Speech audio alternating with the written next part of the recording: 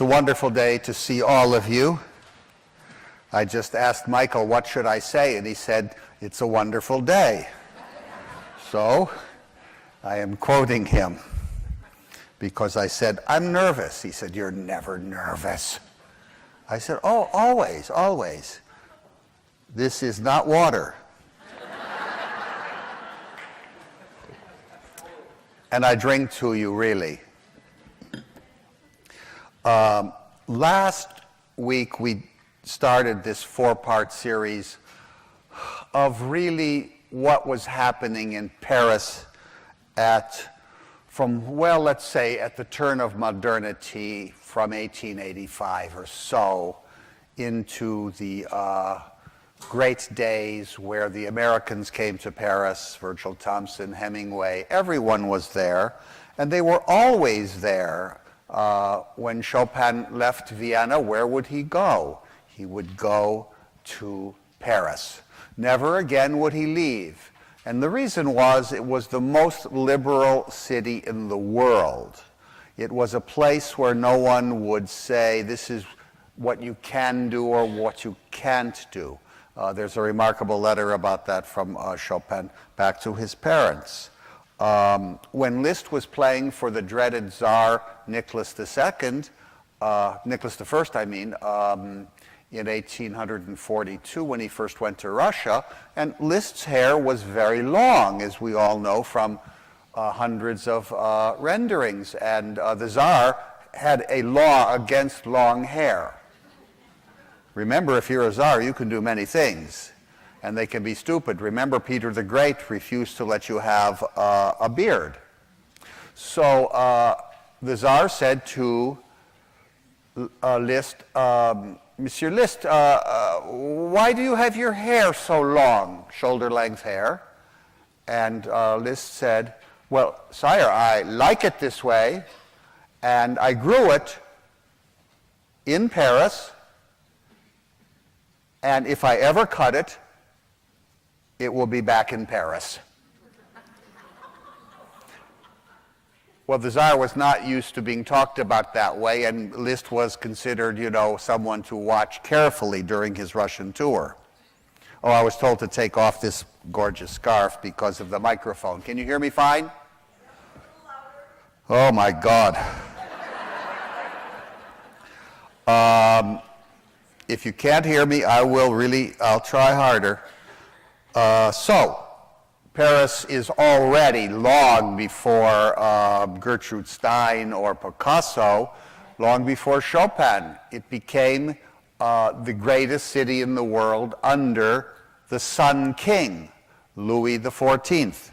And it was in that reign, he dies in 1714 or so, that everything Paris is important to the rest of the world. If you lived in Germany and you were an aristocrat in one of the 70 little kingdoms, you were not going to speak the dialects of Germany. You would be speaking French and only French. So Frederick the Great was not about to speak to Voltaire in German. Last week we heard music of Fauré, Debussy, and Ravel in the first of this series. The great artists coming to the Mecca of art, Paris, and here they would congregate in the wide, liberal, open cafe life of Paris, as never before had groups of artists so paraded themselves around town, and it's amazing how many of them knew each other. The death of Victor Hugo, in a sense, in 1885, and it was the greatest single funeral in history, above anyone else's, the Emperor III, Napoleon. He had been, and of course he had been exiled as a radical to the government, but he was a poet that had really changed the French language's meaning, and he was a lifespan, 1805 or so, that was extraordinary. His life was legendary, and when he dies, a new Paris. There's a certain kind of relief in a way because he ends the Romantic Age. And after that, Paris is now very happy to be the new city that had been constructed. It's now complete around 1880 after the Baron Haussmann destroyed all of the clutter and made the wide boulevards. So everyone was as happy as can be, and I mean, if you swept the street, you were so proud to do a good job. Those were the great years that Roger Shattuck, in his marvelous book, The Banquet Years, calls the banquet years. Never again would a city have such an allure. Now, it wasn't all good. During the 1890s, you had the Dreyfus Affair, which brought out the constant anti-Semitism rampant. The great art critic Bernard Berenson, in a later book, actually said that the decade from 1900 to 1910, he had never seen anything as rampant as the anti-Semitism, the actual hatred of the Jew that had existed. And it was so interesting because in every aspect of government and the arts, the Jews were tremendous leaders. So there's a paradox there. What else happened to create modernity in Paris is the 1889 International Exposition, where the East Asia appeared fully dressed for Paris, and there Debussy was absolutely overwhelmed with the sounds of the Indonesian gamelan orchestra. He then said, and he said it very rightfully, that the piano is, if played the way he wanted it, a gamelan orchestra. What else? Oh, well, the dancers there made a sensation at the exposition. And by the way, it was 10 miles long around the Seine, just housing the buildings of the countries of the world.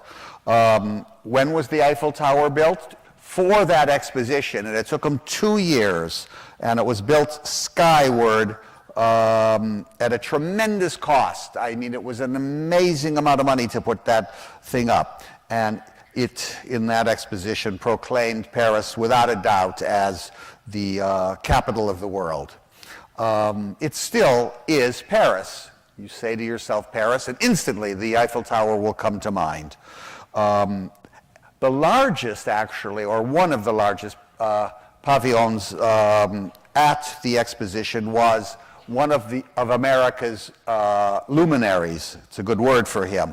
Thomas Edison was honored, he was exalted, venerated by the French scientists, and he was called the Sorcerer of Menlo Park.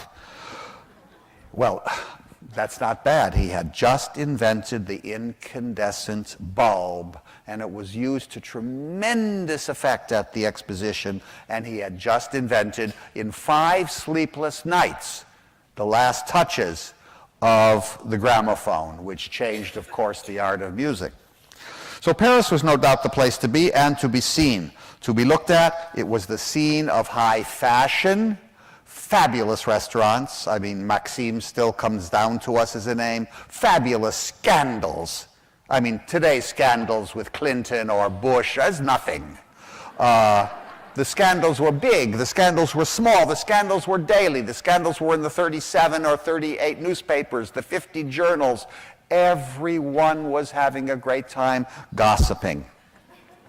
And of course, duels were rampant, and they were dangerous. The famous poets Catulle Mendes, the husband of one of the great Parisian beauties, and the first woman that actually, because she was a Wagnerite, put on Parsifal in Paris. Well, anyway, Catulle actually was almost killed in a duel just because someone had said that the greatest star of all stars, Sarah Bernhardt, should not be allowed to play Hamlet as Hamlet. So he almost got killed over that. And today, when we speak of celebrities, by the way, there's never been, within her 35-year career, a celebrity ever compared with the divine Sarah. Not even Garbo.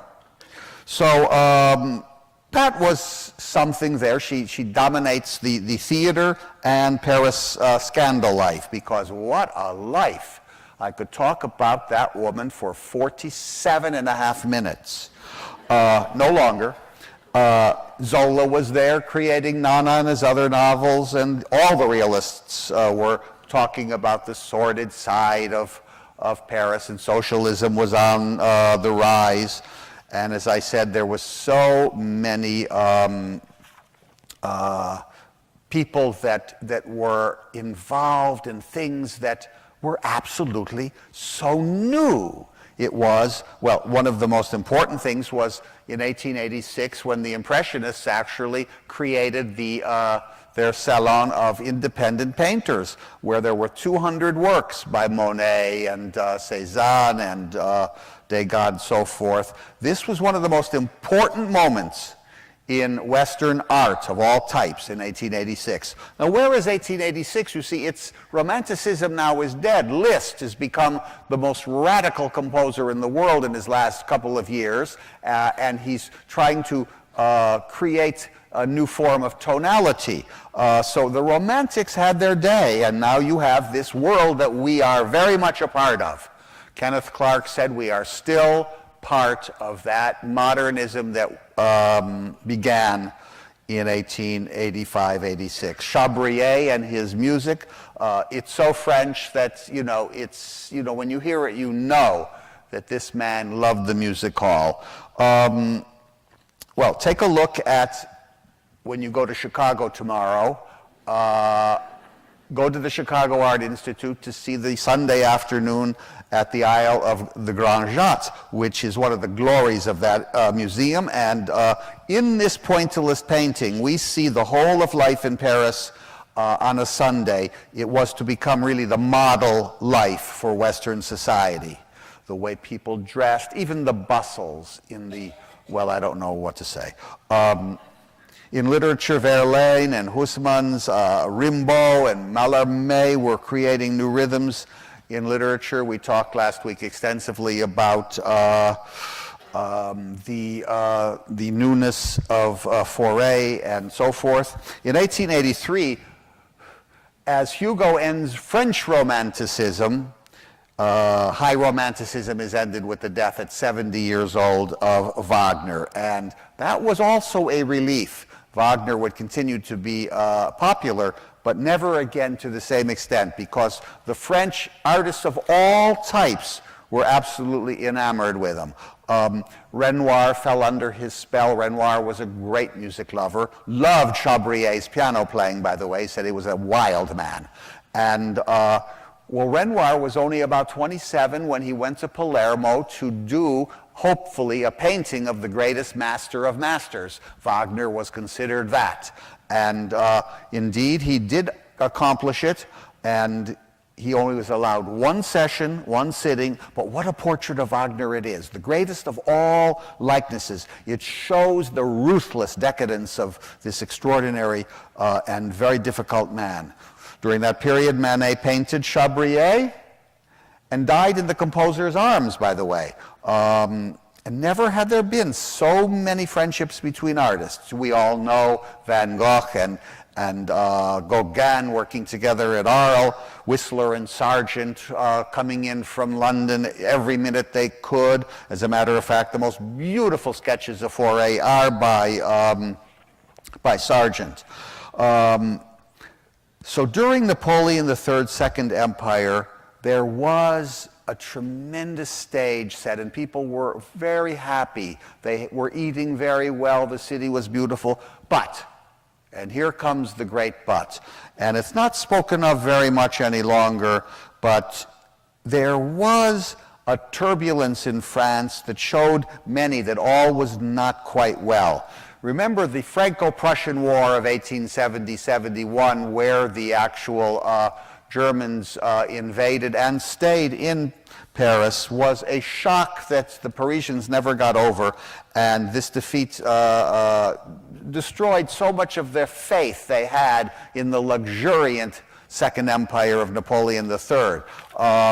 For about 30 years, until around 1900, there was a wave of great anti-militarism in France, and probably one of the first mighty libertarian movements inspired by that horrible civil war in Paris called the Commune now. Never had anarchism been on so many people's minds, and every single other week you would have some restaurant or somewhere bombed with these anarchists. Now, who were they? They were a complicated group. Chateauque says anarchists came from the most varied backgrounds, but a specific mentality links them: the spirit of revolt and its derivatives, the spirit of examination and criticism, of opposition and innovation. All this is also part, you see, of the thinking, which leads to scorn and hate of every commitment and hierarchy in society, and ends up in the exaggeration of individualism. So this upsurge of anarchism became apparent through many young artists of the time, especially journalists, and they were questioning the morality of the age, and which was extremely loose in the sexual sense. Witness a great painter like Courbet. He was banned from France, and many other artists were on political trial in one way or another. So it was this hothouse atmosphere in the year of flight that Gertrude Stein comes to Paris in 1903. Last week we spoke of her and her brother's art collecting, the New Moderns, and she did that very well. And then she, with verbalization and written promotion, she really brought about modern painting as no other art ever had such advocacy from the literary world. People were now curious. We talked about what modern art was last week, the discontinuity of form, the distortion of the head, the body. Realists were no longer in fashion. Why should they be? You have photography. Now you have a chance to explore line and color in a new way, and they did. I read you Mabel Dodge's description of Gertrude Stein's love for her own poundage, and I should also say that at that moment, around 3 years after Picasso and Gertrude were real good friends, around 1906, he did the portrait, which is so famous and which is a hallmark of the exhibit. He had her sit for about 70, 80, or 90 times. He was always dissatisfied with it, and he finally just blocked out the face totally, and then later on, not long after, he did the face again from memory, and that's the Gertrude Stein we know. But she's still quite a young woman there of around 30 years old. But, you know, if you've had your portrait done, you will always say to the artist, "Oh, but it doesn't look like me." No matter how good it is. I mean, Rembrandt could do you, and it would still, you wouldn't be happy with it. And so you would say, "No, it doesn't look like me." Well, she said to Picasso, "You know, your portrait doesn't look like me." Picasso said the most fabulous thing in the world, because it became true. He said, "It doesn't look like you? It will." And that is how we now see Gertrude. But one aspect of her success is that she was respected by this new avant-garde in poetry and painting and music and so forth, because she herself was, or made herself that, a very radical writer. And she, during that period, was working on her novel called The Making of the Americans. And I'd like to read you a little bit. I mean, it's just too hard. You know, my eyes aren't what they were. But this is a piece of an acquaintance with description. And this is the way she considered the new writing to be. And a lot of people took her seriously and still do. So I'm going to read this. It's much too long to continue because it will take me about 9 minutes just to read this. But it says, "Let it be when it is mine, to be sure, let it be when it is mine. When it is mine, let it be, to be sure. When it is mine, to be sure, let it be. Let it be, let it be, to be sure, let it be, to be sure. When it is mine, to be sure, let it be. Sure, when it is mine, let it..." And I did that very well. But it goes on and on. Thank you. Now, that's it. Let it be when it is mine. Picasso came to Spain, from Spain, just slightly earlier than Gertrude, and they became close friends, and she knew that this was a very great talent. And during that period, a great deal of his Spanish roots came out in his now famous Blue Period, which were all painted in Paris. And it was only in Paris that the great Spanish nationalist composer found his true Spanish roots. And his name, the first of the great three Falla Granados, and first Albéniz, Isaac Albéniz, 1860-1909. And his childhood, oh my goodness, what a life he had. It reads like an adventure story. He was composing and playing the piano in public very well before he was 5. His father, poor though wanted an infant Mozart, as almost all fathers of talent, well, and mothers and grandmothers, want their child, if it's gifted, to be the next Mozart. And that's what he wanted. But Albéniz was a very strong guy, and he left home at 13, ran away, and he made his living in Buenos Aires, Costa Rica, Havana. He moved around, and New York. And he played in dance halls, bars, brothels, wherever he could make a dime. But the father had the police looking for him, and in New York they discovered him and they brought him back age 13. But by the 1890s, he was out of the Catalonia and he gravitated to Paris and lived for the rest of his life. There, he was inspired by the progressive music of Dukas, Fauré, Debussy, Ravel, many others. He enlarged his harmonic and pianistic vocabulary. Although he wrote almost 300 works, only 12 piano pieces really exist as masterpieces, where he had finally in Paris discovered his Spanish soul. And only during the last years did he laboriously compose this suite that he called Iberia. It's a portrait of a magical Spain, set mostly in Moorish Andalusia. Debussy himself was absolutely in love with these pieces, and he writes this. He says, "One feels all the atmosphere of those carnation-scented Spanish evenings, the muffled sound of the guitar lamenting, playing to the night." Now, I'd like to bring to the stage one of my real friends and a former student at Juilliard, Michael Brown. I call him Sir Michael Brown because he's a true aristocrat. And you heard him once playing in my Brahms lecture. And he's here to play a piece by Albéniz, which is called El Puerto, which paints the busy harbor of Santa Maria. And listen to the end as the daylight, as the dawn comes out. Where are you, Michael?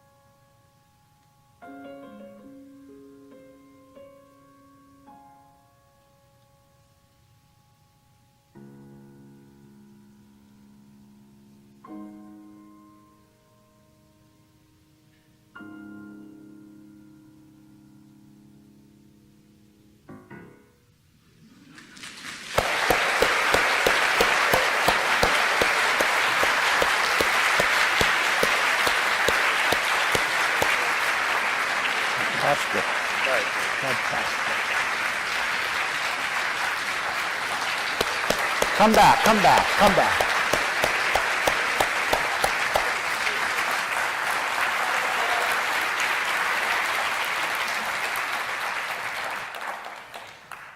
Sir Michael Brown is a wonderful musician beside just being a great pianist, which is a great thing to be. He composes wonderful music and has great thoughts about baseball.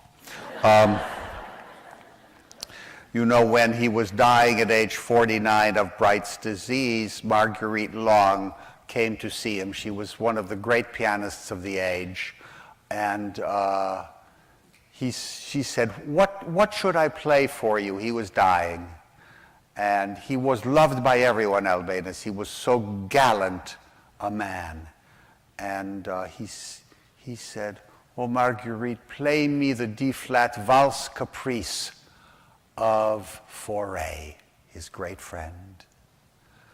And she started it and she played through up to a point, and he said, stop, stop. Stop, I can't believe that this will be the last time that I will ever hear this divine music.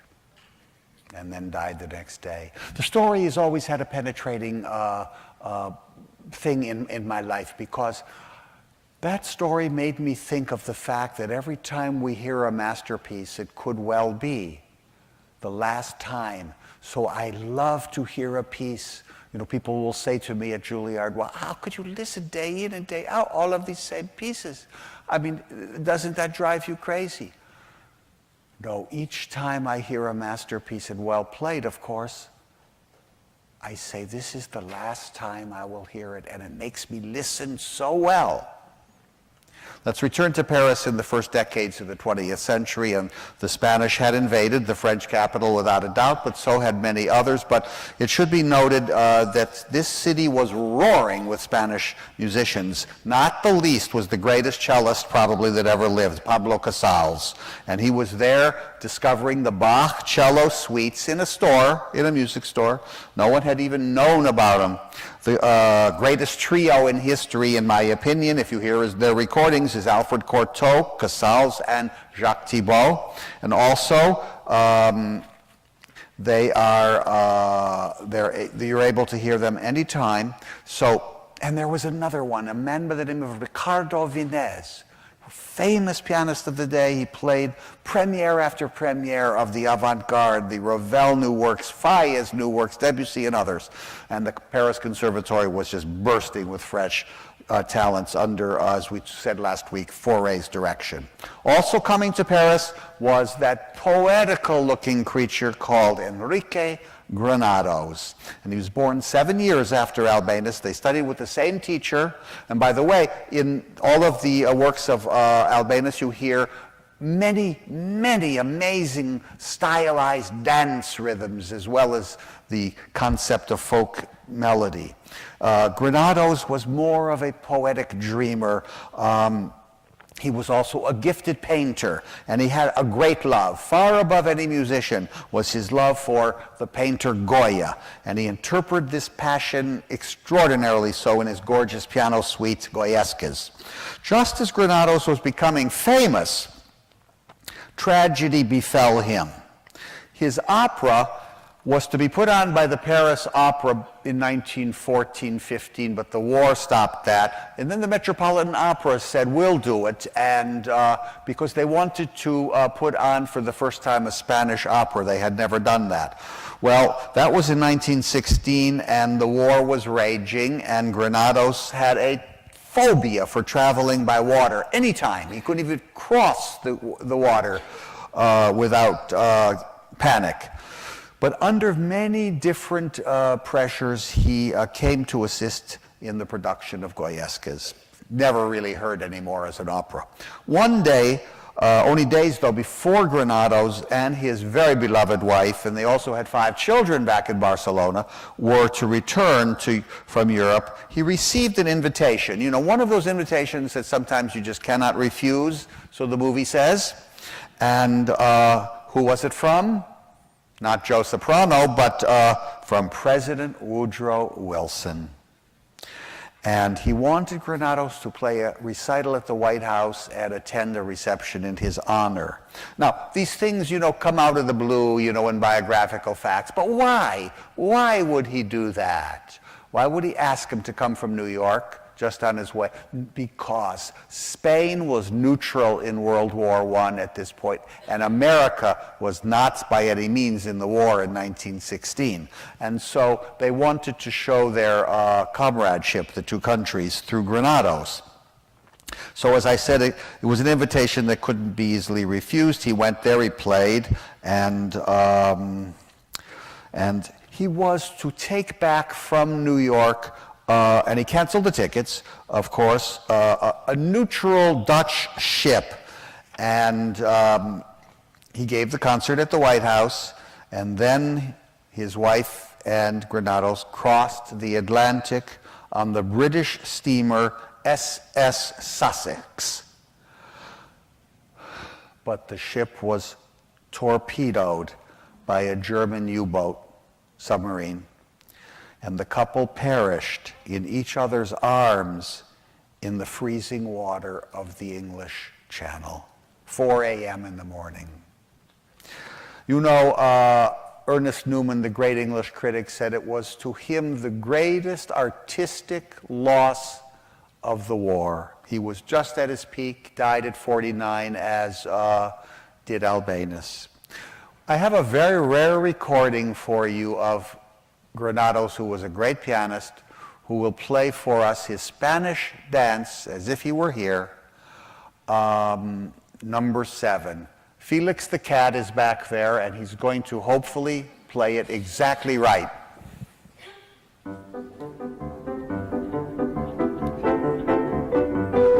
A little louder, Felix. A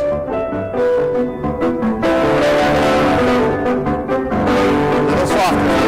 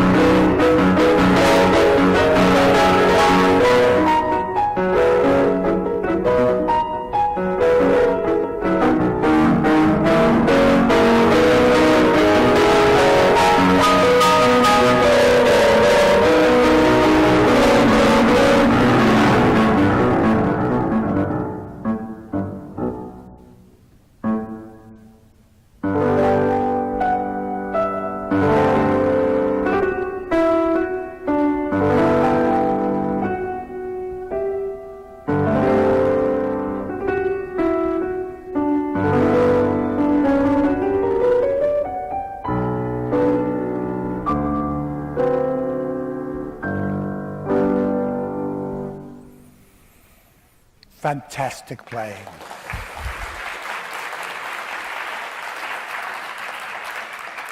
To think that he made this only days before he went to Washington in New York's Aeolian Studios.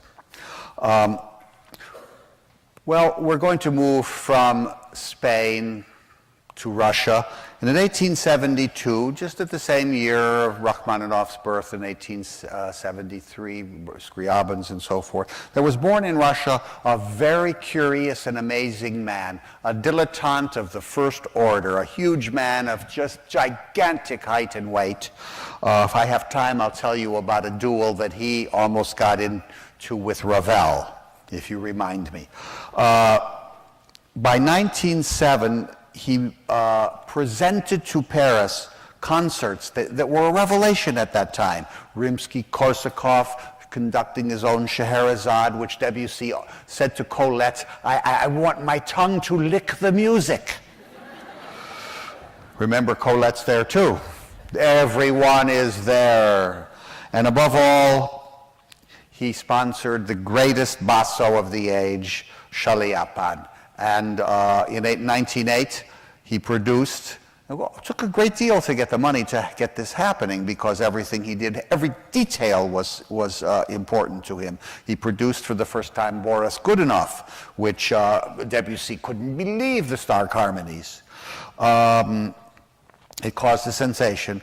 Now, after 1908, he got rid of the idea of the individual concert or the composers in concert, and he devoted himself to, as you know, exclusively to ballet. And one may say he created ballet anew.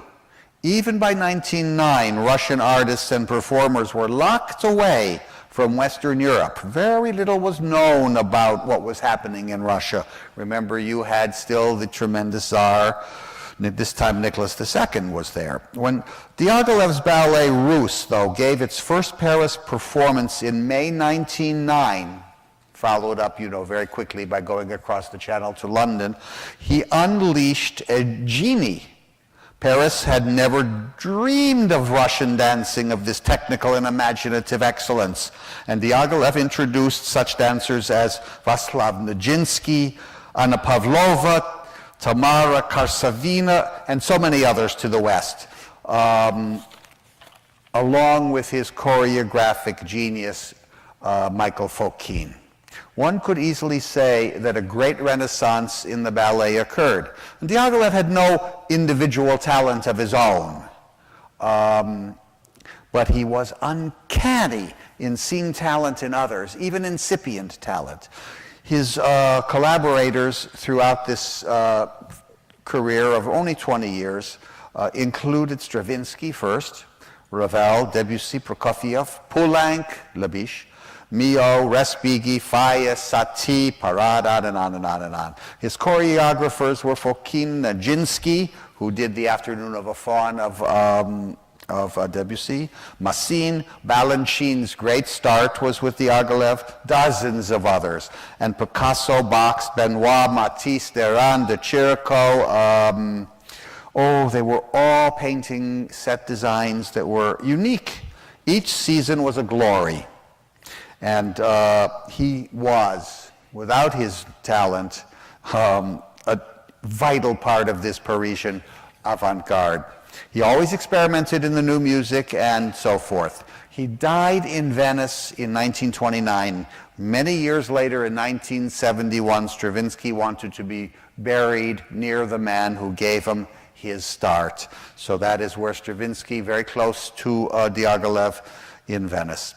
Diaghilev detected in Stravinsky, he was only about 28 years old, a real talent. He had only heard a couple of 5-minute orchestral works, one of them called Fireworks.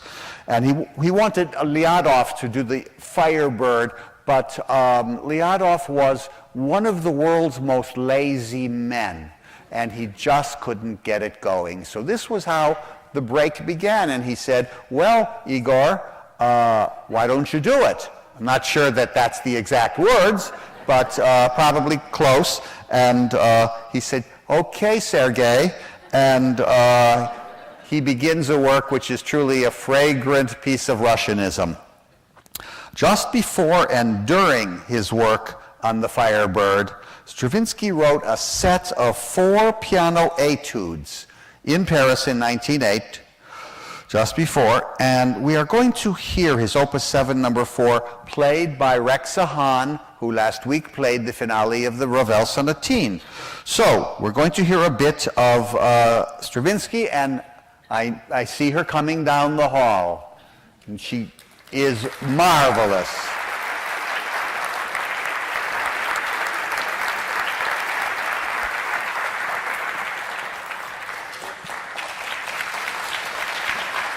Etude in F sharp major. It'll be over before you have a daydream.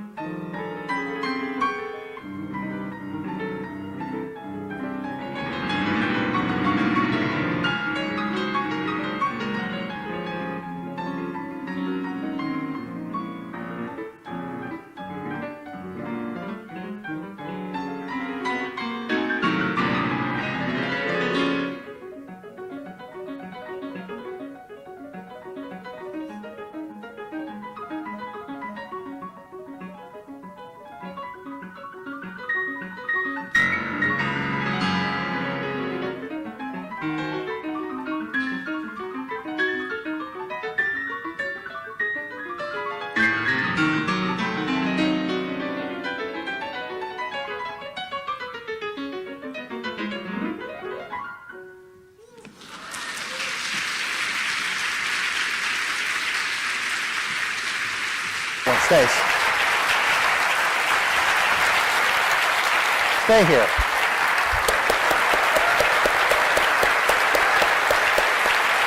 Wow. Don't leave, don't leave.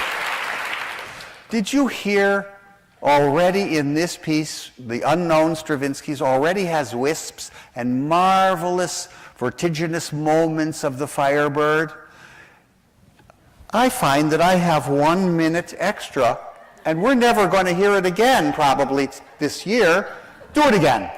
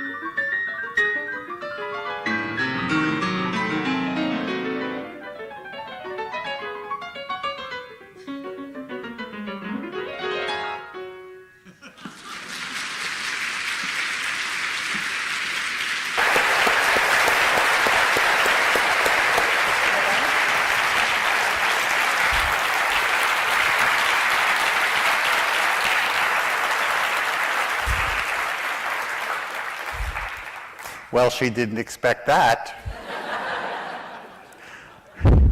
Also, you know, I thought both performances were equally good. You know, usually the second one is a little better than the first. Glenn Gould said he quit the concert stage because he couldn't give his money's worth, because he always played it the first time and it was never good enough, and he wanted to do it again. But I think you have no problem with, if I ask you again, I won't. I'm sure that it will be just as good. Stravinsky's next ballet, of course, after Firebird, which retains now 102 years or more, the amazing popularity both in orchestral version and in staging, was Petrushka, an even greater work musically. And it starred Nijinsky himself. And remember, Nijinsky had in Paris made such a sensation because of his own choreography, I believe it was, not Massine's, his, of the Invitation to the Dance of Weber. It was called the Le Spectre de la Rose. And he would make his appearance jumping through a window. And that was his, you know, entree to Paris. And it electrified people. They had never seen a human being go up into the air like that. And he was a physical genius, but he was also a very disturbed man, as we know from his diaries and from the years in an insane asylum. But he was also a man that was very gifted as a choreographer, and it's a pity that his life was very tragic. Stravinsky said this of him: as Petrushka, Nijinsky was the most exciting human being I have ever seen on any stage. Of Petrushka, he also wrote, "It gave me the absolute conviction of my ear, just as I was about to begin the Rite of Spring, which was a composition that had a revolutionary impact on every composer, really, except Schoenberg, who was working in his own revolutionary realm of 12-tone music eventually." A few years after writing the Petrushka, Arthur Rubinstein, very close friend, in fact, throughout his life of till 1971, till the death of Stravinsky, asked Igor to write him a piece. Now, Rubinstein, of course, was a great virtuoso, and he was not about to just, you know, play some 5-minute modern piece. And so he asks for the work, and comes out this incredibly dissonant and crazy piece called Piano Ragtime. And Rubinstein hears Stravinsky go through it 4 or 5 times. He says, "I will not play this for my public." He said, "Well, I think it's a marvelous piece." And it is, by the way, but not for Rubinstein in 1917-18. So he said, "Write me scenes from Petrushka." And he said, "Okay." Again, I'm not sure of the okay. And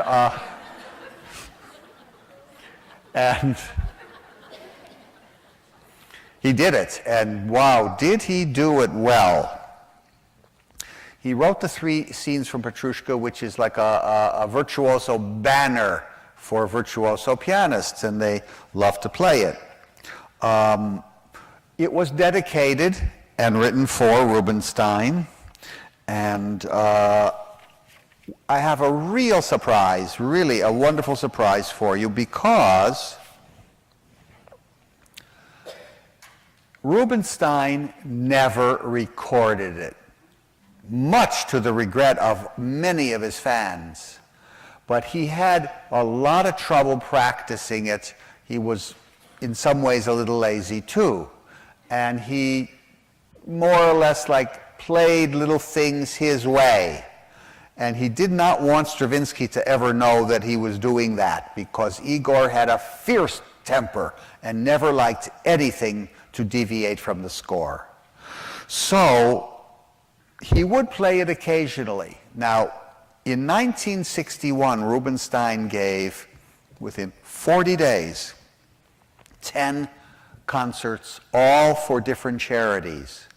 looking really back at his tremendous repertoire. And he played like something like 90 pieces in these pieces. Never once did he repeat.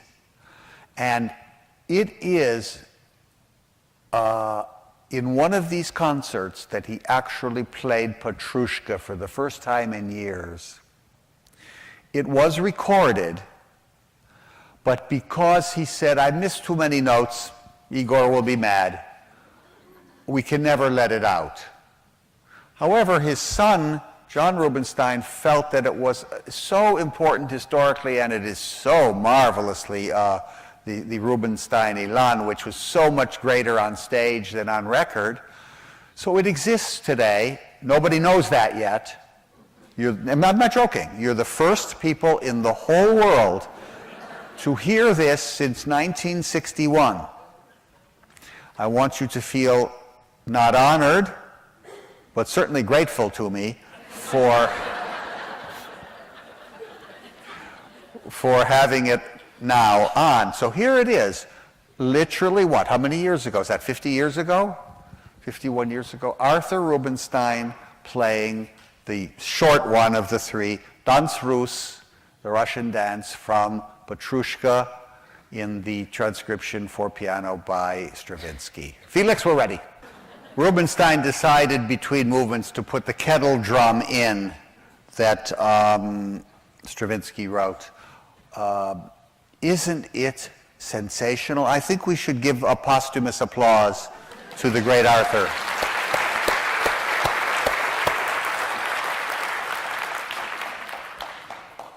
I can see him now, missing every other note, but having such fun.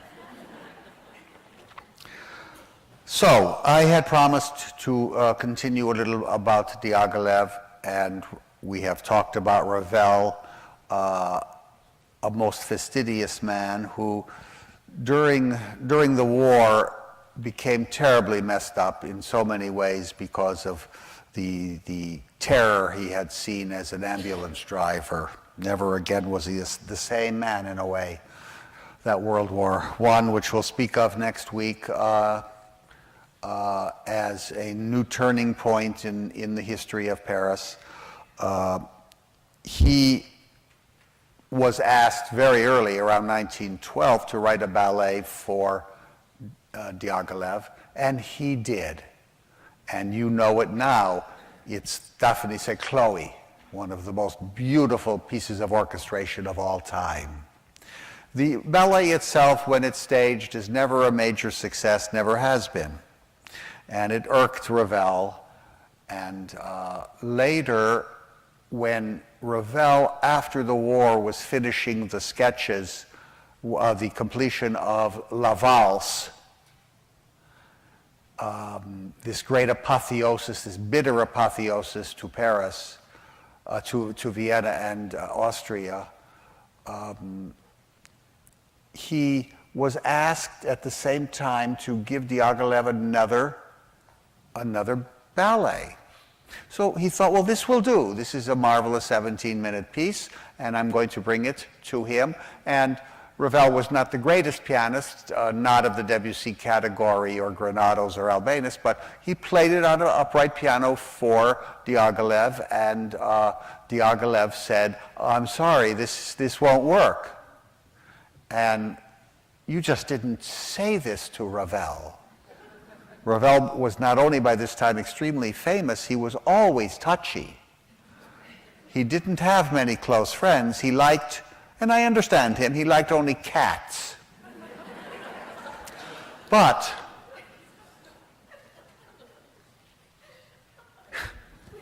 Diaghilev said, this is not a ballet, Monsieur Ravel. This is a portrait of a ballet. Ooh. Well, they didn't speak again, and not until maybe 6-7 years ago they met up at a party. And Ravel, holding the grudge still, would not speak to Diaghilev, but Diaghilev, who was like 6.5 feet high, and Ravel was exactly 4'11.5". And Ravel insulted Diaghilev Well, what did you do in the Paris of those wonderful years? You took your glove out and you hit the man in the face, and you would go to the Bois and you would kill him if you could. And so they did that, and everyone was really worried. What if Ravel, a genius of #1 category, is killed? The Agalev, you know, who cares? But Ravel? And so everyone was trying to make sure that this wouldn't happen. And yes, indeed, it did not happen. You thought it did. But I'm the only one that wished it would have happened. Because I would have liked to have had a film of that wonderful silver streak in Diaghilev's hair, and little Ravel in his spats early in the morning having their duel. But for you, I want you to not have any duels, but please have a good breakfast tomorrow. And I want to thank you so much for a great time. At least I had one. And I'll see you next week.